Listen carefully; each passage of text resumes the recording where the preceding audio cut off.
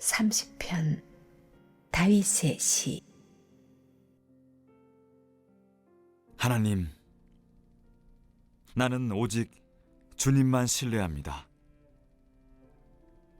주님은 나를 궁지에서 건져내셔서 원수들의 조롱거리가 되지 않게 하셨습니다. 하나님, 나의 하나님, 내가 도와달라고 외칠 때 주께서 나를 회복시켜 주셨습니다.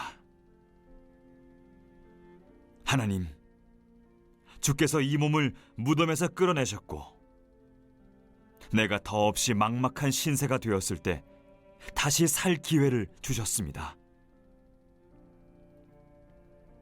너희 모든 성도들아, 마음을 다해 하나님을 찬양하여라. 그분의 얼굴을 바라며 감사하여라. 이따금 그분께서 노하실지라도 평생 변함없는 것은 오직 그분의 사랑뿐. 밤에 하염없이 울다가도 낮이 되면 환히 웃게 되리라. 모든 일이 순조로울 때 나 이렇게 외쳤습니다. 나는 확실히 성공했어. 나는 하나님의 청애를 받는 사람이야. 하나님이 나를 산의 왕이 되게 해주셨어.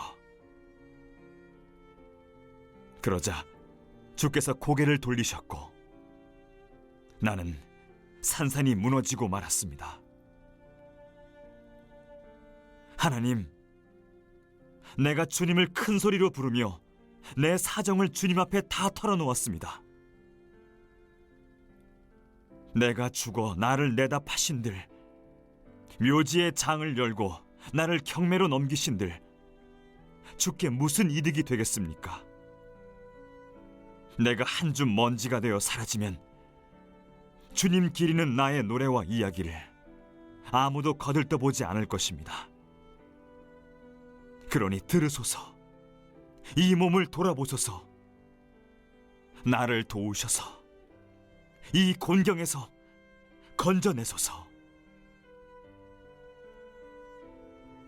주께서 내 하소연을 들으시고 내 격한 탄식을 소용돌이 춤으로 바꾸셨습니다. 내 검은 상장을 떼어내시고 들꽃으로 나를 꾸며주셨습니다. 내 안에 노래가 차올라 가슴이 터질 것만 같습니다. 도저히 잠잠할 수 없습니다. 하나님, 나의 하나님, 감사한 이 마음 어찌 다 전할지 모르겠습니다.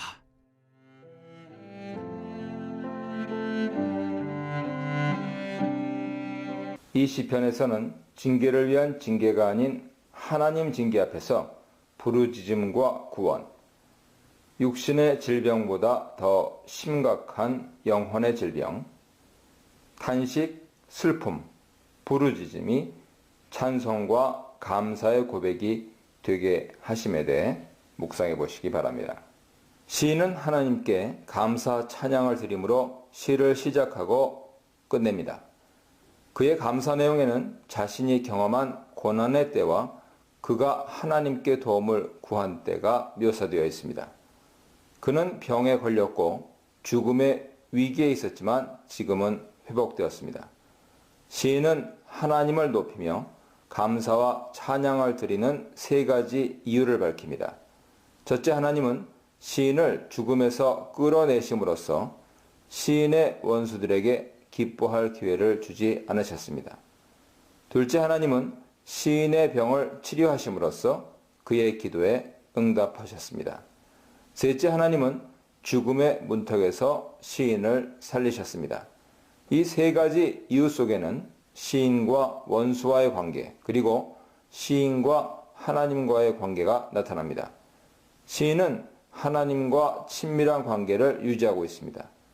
시인은 그가 아파 죽음에 이르렀을 때 하나님께 기도했고, 그런 시인의 기도에 하나님은 치료와 생명을 공급하심으로 응답하셨습니다. 하나님이 시인을 끌어내신 사건은 그를 죽음에서 끌어올려 살리심으로써 무덤에 내려가지 않게 하신 하나님의 구원 행동을 가리킵니다. 하나님의 구원 행위는 그분이 죽음의 병을 치유하고 죽음을 생명으로 바꾸시는 능력자임을 밝히 드러냅니다.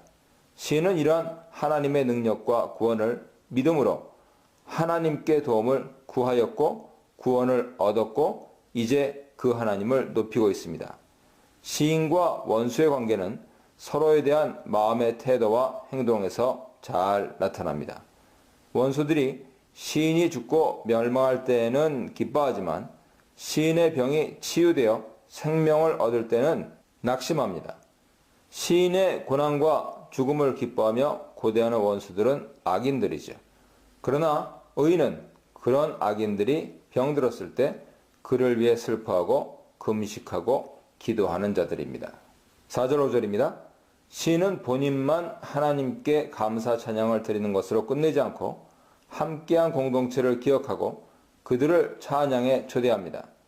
하나님 안에서 한 가족이 된 공동체므로 한 사람의 감사 이유는 그가 속한 공동체 모두에게 감사 이유가 됩니다. 시인은 자신의 공동체에게 하나님을 찬송하고 그분의 거룩함을 기억하기 위해 감사하라고 청합니다. 하나님의 거룩함은 시인을 구원한 사건을 표현하는 단어로 쓰였습니다. 거룩함은 죄가 없고 공의로우며 은혜로운 성품을 포함하는 단어죠. 시인의 기도에 응답하시며 시인을 병과 고통에서 구원하시며 원수에게 웃음거리가 되지 않게 하신 하나님의 모든 행위에 나타난 것이 하나님의 공의와 은혜이기 때문입니다. 입을 열어 하나님을 찬양하고 그의 하신 일을 되새기며 감사하는 것은 하나님이 우리에게 행하시는 구체적이고 적극적인 행동에 대해 우리가 마땅히 화답해야 하는 반응입니다. 이제 5절에서 시인은 그의 공동체에게 하나님께 찬양하고 감사하는 이유를 제시합니다. 시인은 다시 하나님의 성품에서 하나님 찬양의 이유를 찾습니다. 이번에는 대조적인 성품인 노여움과 은총을 예로 들어서 하나님이 어떠한 분이신지 알립니다. 시인은 자신의 경험을 통해 하나님의 노여움은 잠깐이지만 그의 은총이 평생에 임할 것임을 표명합니다. 하나님의 노여움과 은총은 성도의 울음과 기쁨과 직결됩니다. 하지만 노여움으로 인한 성도의 눈물은 저녁에 머물다가 하나님의 은총으로 인해 아침에는 기쁨을 맞이할 수 있게 됩니다.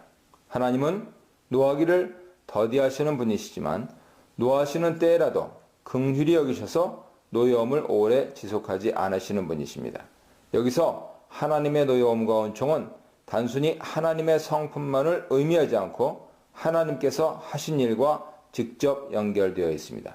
그 내용은 다음 6절로 12절에 자세하게 나옵니다.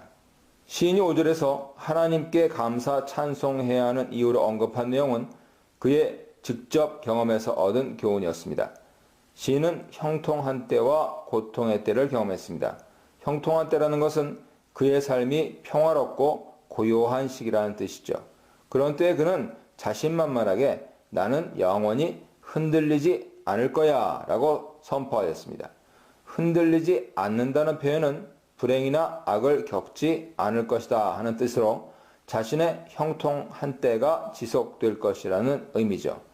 흔들리지 않는다는 말은 시편 46편 5절에서 하나님이 함께 거하심으로 예루살렘 성이 흔들리지 않을 것이다와 같은 하나님을 신뢰하는 믿음의 고백 또는 하나님 덕분에 의인이 흔들리지 않음을 확증하는 표현으로 쓰이고 있습니다. 그러나 여기서는 시편 4절 이하의 악인의 입에서 나오는 말과 동일하게 하나님을 고려하지 않는 시인의 교만한 발언으로 들립니다.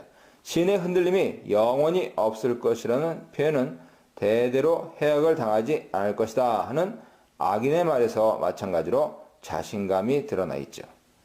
시인이 형통할 수 있었던 이유는 과연 무엇이었습니까? 그것은 바로 하나님의 헤세드, 은혜였습니다. 시인은 자신이 상같이 흔들림 없이 굳게 설 수 있었던 것은 전적으로 하나님의 은혜임을 알고 있었습니다. 그러나 이 사실을 간과하거나 잊고서 자기 자신을 삶의 중심에 두었던 것이죠. 하나님은 그런 시인을 그냥 내버려 두지 않으시고 그에게 노하셨습니다. 그에게 근심과 고통을 주셨습니다. 삶이 안락하고 편했을 때 시인은 과거부터 현재에 이르기까지 자신에게 베푸신 하나님의 은혜는 잊은 듯 자기 자신과 형통한 현재를 보았고 앞으로의 형통할 미래를 자신했습니다. 그러나 이제 근심과 고통으로 삶이 흔들리자 시인은 자기의 삶을 돌아보게 되었고 다시 하나님을 기억하게 되었습니다. 그제야 자신이 형통했던 것이 하나님의 은혜였으며 현재의 고통 또한 하나님께로부터 왔음을 깨닫게 되었습니다. 시인에게 고통은 마치 하나님이 시인으로부터 그분의 얼굴을 가린 것 같았지만 실제로는 하나님의 능동적인 간섭하심이었던 것이죠. 이것이 바로 그가 깨달은 평생의 은총이었습니다. 8절로 10절입니다. 교만과 죄로 인해 고통과 죽음에 다다른 시인은 하나님께 용서와 회복을 간구합니다. 시인은 제가 살아야 하나님을 찬송하고 하나님께서 하신 일을 선포할 수 있지 않겠습니까? 만약 죽는다면 어떻게 이런 일을 할 수 있겠습니까? 라고 외치면서 용서와 생명의 회복을 간청합니다.